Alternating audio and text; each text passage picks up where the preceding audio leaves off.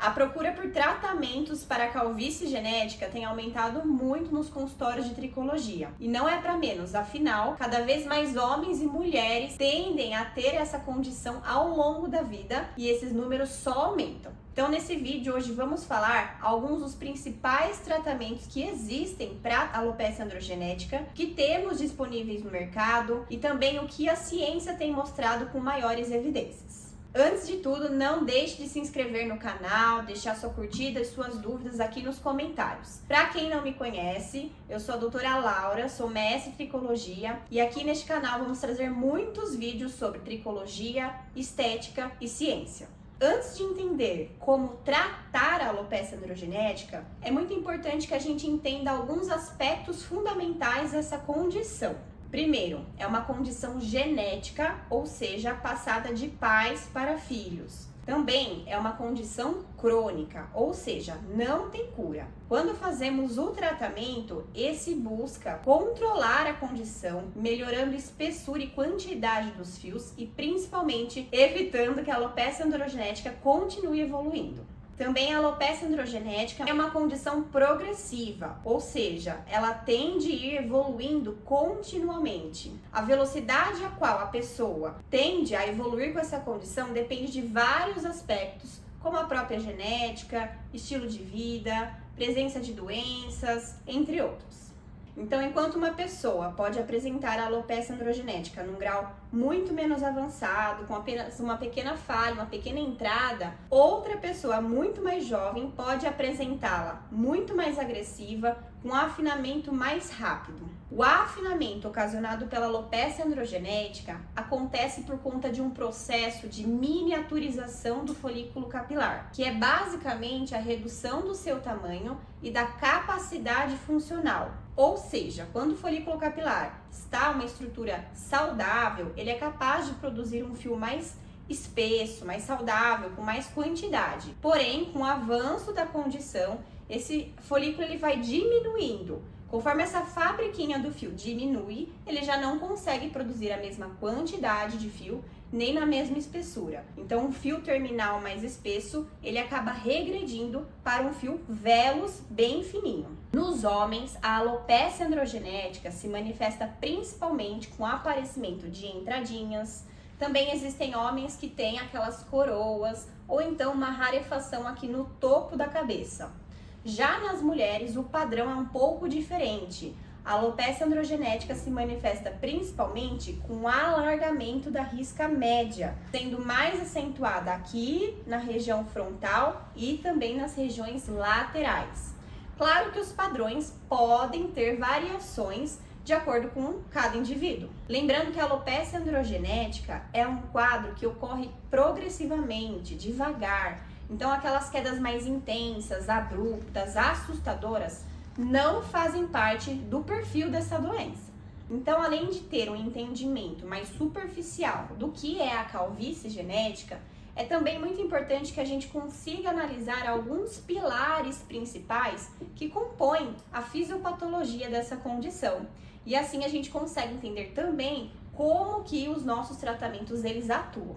O primeiro pilar que faz parte do mecanismo da alopecia androgenética, o próprio nome já está dizendo, a ação dos hormônios androgênicos. Sabemos que o folículo capilar que sofre com a alopecia androgenética tem uma maior sensibilidade à ação do hormônio androgênico DHT, que é um dos grandes responsáveis, um dos grandes protagonistas em estimular o processo de miniaturização. Um segundo aspecto muito importante dessa condição é uma redução funcional que diminui a capacidade e a fase de crescimento dos fios. Então, como o folículo capilar, como a gente já disse, fica menor em tamanho em função, ele não consegue manter o mesmo nível e o mesmo tempo de crescimento dos fios. Um terceiro pilar muito importante, que é próprio dessa condição, é a inflamação.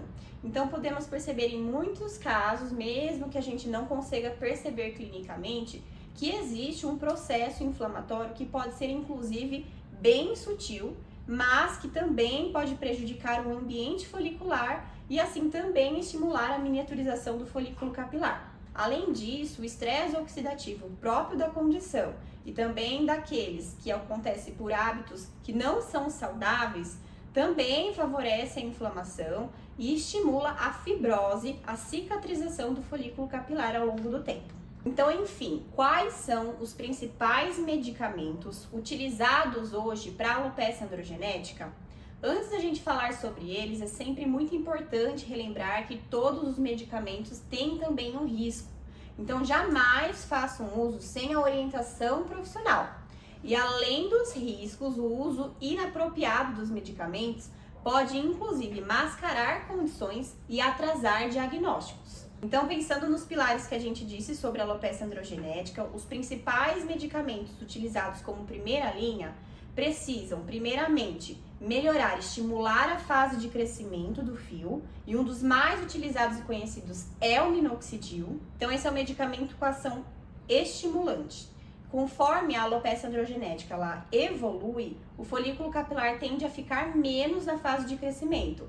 Então, ter um medicamento que segure esse fio mais tempo nessa fase, estimulando o seu crescimento, é essencial. Além de uma ação estimulante, como já dissemos anteriormente, precisamos também de medicamentos que nos ajudem a reduzir a ação androgênica, ou seja, dos hormônios masculinos no folículo capilar. E para isso, contamos com os medicamentos antiandrogênicos. Os mais conhecidos de primeira linha hoje utilizados são a finasterida, a dutasterida e a espironolactona. Mas também tem surgido alguns medicamentos mais recentes com essa ação, como a bicalutamida e a clascosterona. Apesar dessas opções serem as mais comuns e de primeira linha, também temos alguns outros ativos mais naturais e outras opções também com ação estimulante e antiandrogênica. Então quer dizer que se eu usar esses medicamentos, eu vou conseguir com certeza conter a evolução da condição? Quem me dera fosse fácil assim. Para alguns pacientes, realmente o uso desses medicamentos acaba tendo uma resposta muito positiva.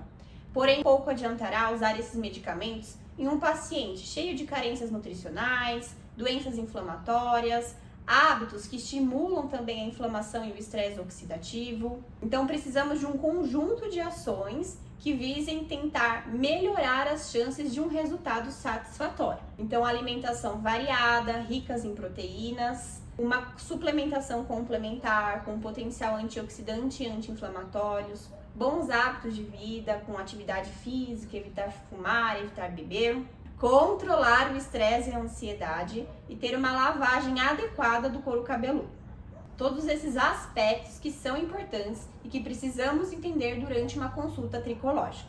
E é claro que além desses cuidados em casa, existem também os procedimentos em consultório que visam potencializar a ação dos medicamentos domiciliares. E quando combinamos os tratamentos domiciliares com procedimentos em consultório, conseguimos resultados muito mais potentes, rápidos e precisos. Porque os procedimentos promovem outras formas de estímulo e entregam os medicamentos diretamente ao alvo, que é o folículo capilar. Você já deve até ter percebido que existem muitas opções de tratamento sendo anunciadas por aí, inclusive de maneira quase que milagrosa. Como a gente pode saber realmente quais funcionam de verdade? Através da ciência de estudos que comprovem isso. Por isso, aqui no canal fizemos um vídeo com os 4 procedimentos mais efetivos segundo as evidências científicas. Então, se você quer saber quais são, já clica no link para saber. Também vamos deixar aqui na legenda alguns dos principais estudos que falem sobre a alopecia androgenética e seus tratamentos.